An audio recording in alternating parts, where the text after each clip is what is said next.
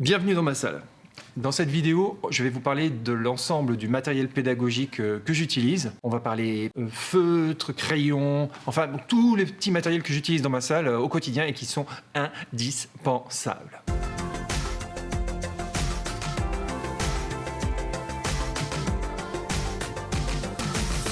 Bonjour, je m'appelle Nicolas et je suis un prof heureux. Bienvenue dans ma classe. Pour une fois, on n'est pas dans mon bureau. Si vous êtes nouveau, sur cette chaîne, on parle pédagogie, recherche en éducation et outils numériques. Aujourd'hui, c'est une vidéo un peu particulière, plus pédagogie. On va parler matériel scolaire. Qu'est-ce que j'utilise comme matériel concrètement dans ma classe pour faire réussir les élèves? J'ai pas mal de choses, je pense que ça va vous intéresser. Première chose dont j'aimerais vous parler, ce sont des crayons que j'utilise pour le tableau blanc et pour un peu plein de choses différentes. Vous allez voir ça. Si vous me suivez sur Instagram, vous savez déjà de quoi je vais parler. Ce sont bien sûr les crayons Woody de la marque Stabilo. Voilà, qui sont présentés comme ça. Ces crayons ont plusieurs avantages. Déjà, ils sont pas faits de plastique, il n'y a pas d'encre ou de solvant à l'intérieur. Petit argument écologique. Ensuite, on peut écrire sur n'importe quelle surface avec eux. Sur le tableau blanc.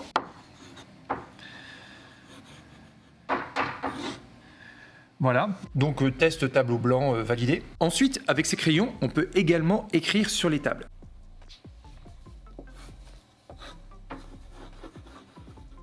Enfin, avec ces crayons, on peut également écrire sur les vitres.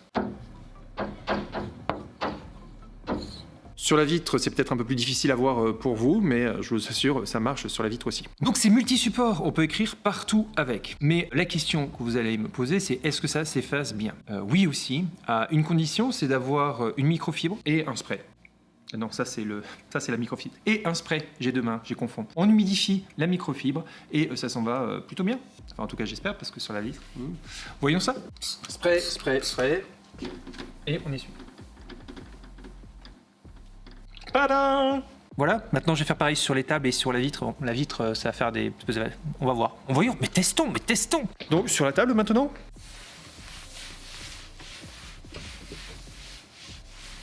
Aucun problème. Maintenant, pour ceux qui suivent, vitre. Et là, j'ai aucun retour. Si ça se trouve, je filme le plafond, je ne sais pas. Donc je suis très mauvais pour nettoyer les vitres. Mais ça marche. Autre support sur lequel on peut écrire avec le Woody, c'est des feuilles transparentes comme ça. Donc, il m'arrive d'utiliser des documents couleurs que j'imprime chez moi. Je plastifie chez moi aussi.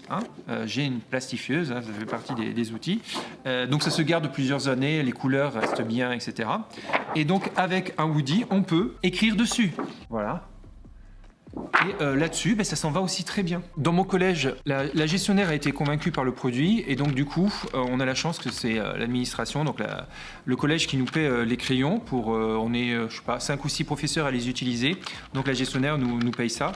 Sachant que vous voyez, donc là ici, je l'ai eu en début d'année, je l'ai pas encore utilisé parce que j'utilise encore les crayons de l'année dernière. Et quand je dis de l'année dernière, c'est même l'année scolaire encore avant, puisqu'avec le confinement, on n'est pas allé en classe. Donc voilà, je les ai achetés, ceux que j'utilise encore, je les ai achetés en 2019. Et là, j'avoue, il est comme ça, il est tout petit. Voilà, depuis 2019, j'utilise les mêmes crayons. Je suis pas du genre à écrire forcément beaucoup au tableau, mais voilà, j'utilise tout le temps les mêmes crayons. Donc ça dure très très longtemps. Donc certes, à l'achat, c'est un investissement, mais vous en avez minimum pour une année scolaire. Sur le long terme, clairement, on va acheter moins de Woody que de feutres. Attention, le noir est très riche en pigments. C'est celui qui s'efface peut-être le moins bien. Du coup, les Woody, comme ils n'étaient plus dans la boîte, ils avaient tendance à traîner sur mon bureau. Ce que j'ai fait... Hop. Il y a un support pour Woody qui est disponible. Je vous mettrai bien sûr le lien dans la description. Vous pourrez donc, si jamais il y a une imprimante 3D dans votre établissement, vous pourrez gentiment demander aux collègues de technologie de vous imprimer le support pour feutre Woody ou dans des Fab Labs si vous êtes en école primaire. Et voilà, vous pourrez demander. Voilà. Et figurez-vous que ça marche aussi pour les feutres classiques. Ça rentre parfaitement dedans. Voilà, c'est sympa, c'est très pratique, ça fait du rangement. J'aime bien tout ce qui est technologique. J'avoue. Matériel suivant que je veux vous présenter, c'est simplement un bloc-tiroir. Pourquoi bloc-tiroir? Simplement, c'est pour organiser mes différentes séances. Donc dans l'armoire, j'ai différents blocs-tiroirs. En vert, ce sont les 5e, et en bleu, ce sont les 4e. Voilà.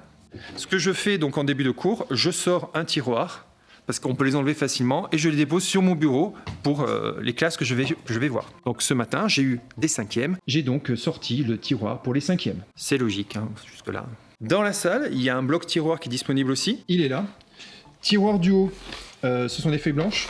Tiroir du milieu, toutes les feuilles de brouillon qui n'ont pas été, les copies qui n'ont pas été utilisées, etc., qu'on utilise en tant que brouillon ici pour recycler. Et tout en bas, matériel de base, c'est-à-dire les équerres, des ciseaux, ce genre de trucs-là, des aimants, pour les élèves qui auraient oublié leur matériel. Le matériel suivant est ce que j'utilise pour les travaux de groupe. Sous la table, il y a des ardoises, ici voilà, souples, sur lesquelles ils peuvent écrire. Le Woody fonctionne aussi dessus, et ils prennent aussi une petite boîte sur laquelle il y a le numéro de l'îlot qui est inscrit, hein, évidemment. Et dans la boîte, qu'est-ce qu'il y a, M. Gaube? On a une microfibre et des feutres. En l'occurrence, ces feutres-là, ça fait peut-être 4 ou 5 ans que je les ai maintenant. Ils fonctionnent toujours. Et par contre, j'aimerais les remplacer par des Woody. On verra. Et donc, ils utilisent ça pour, bien sûr, dessiner dessus. Donc ça, hop, et ils rangent et ils ramènent lorsque c'est fini. Autre outil de travail de groupe, qui n'est pas de moi, qui a été créé par Bruce de Mogé Boss, c'est le fameux tétraède. Alors, pour ceux qui ne connaissent pas le tétraède, comment ça marche, les élèves, ça commence, ils sont au travail. Si jamais ils ont une question rapide, hop, ils positionnent la pyramide sur doute. Ça veut dire qu'ils ont une question rapide, une intervention rapide, voilà, qui pressent pas. Ils essayent de trouver tout seuls la réponse à leur question. Doute. Si jamais ils sont bloqués, aide. Donc là, vraiment, je vais les aider. Je vais voir le point d'achoppement et essayer de les faire progresser. Et lorsque l'activité est terminée, sur validation. Et si jamais c'est terminé et que c'est réussi, étape suivante, ils prennent ça et ils deviennent mes assistants. Du coup, donc ils ont validé, j'ai validé leur truc, donc ils deviennent mes assistants, ils peuvent aider les autres îlots et leurs camarades. Plutôt que d'attendre à rien faire, si jamais il y a un îlot plus rapide que les autres, il peut aller aider les autres îlots. Je vais changer le mot expert parce qu'on m'a fait la remarque que expert, c'est peut-être pas le bon mot qu'il faut employer pour ces personnes-là qui deviennent des assistants ou des aides. Donc à changer peut-être, mais à coup de pas, mauvais prof. Dernier outil qui est vraiment très utile et j'ai vu ça sur des vidéos de profs anglais ou américains, professeurs des écoles. Je m'inspire beaucoup du travail des professeurs des écoles qui font vraiment un travail extraordinaire. Sur Instagram, il y en a plein, suivez-les, ils sont merveilleux. C'est ceci. Donc ce sont des pochettes transparentes, hein, tout simplement. Voilà comment ça marche. Je prends un document, potentiellement un document qui peut être complexe pour certains élèves. Il le glisse à l'intérieur. Et donc, quand on fait un travail de recherche d'informations, plutôt que donc pour les élèves qui ont peut-être plus de difficultés en termes de graphie, de rédaction, etc., quand c'est juste de la recherche d'informations, on peut leur demander de mettre en évidence les paragraphes ou les endroits où il y a des informations importantes. L'élève peut ici entourer les mots-clés qui peuvent permettre de répondre à certaines questions, hein. Donc ici, mots-clés que j'entoure, c'est STEP. Mais voilà, donc ici, ça, ils peuvent. Au dos, là, il y a des lignes. On peut imaginer que les élèves écrivent aussi. Et l'intérêt que ça a, c'est que c'est réutilisable, qu'on peut ainsi réutiliser des fiches d'exercices, je pense à l'école primaire ou comme ça, donc des petites fiches d'exercices qu'on met à l'intérieur, les élèves écrivent dessus, on peut réutiliser tout ça sans aucun problème. Et donc ça s'efface aussi. Voilà, ça me fait plaisir de faire une vidéo un peu en direct de ma classe. Dites-moi dans les commentaires si ça vous plaît. J'espère que le son est pas trop mauvais. Si vous avez des questions sur le matériel que j'utilise, sur les Woody, sur l'impression 3D, ce genre de choses-là, si vous avez des questions, n'hésitez pas à les poser. Ou si vous voulez voir des exemples d'activités dans lesquelles j'utilise ces outils-là, n'hésitez pas à me le dire aussi. Je vous dis à bientôt. N'oubliez pas, soyez heureux. À la prochaine fois. Ciao.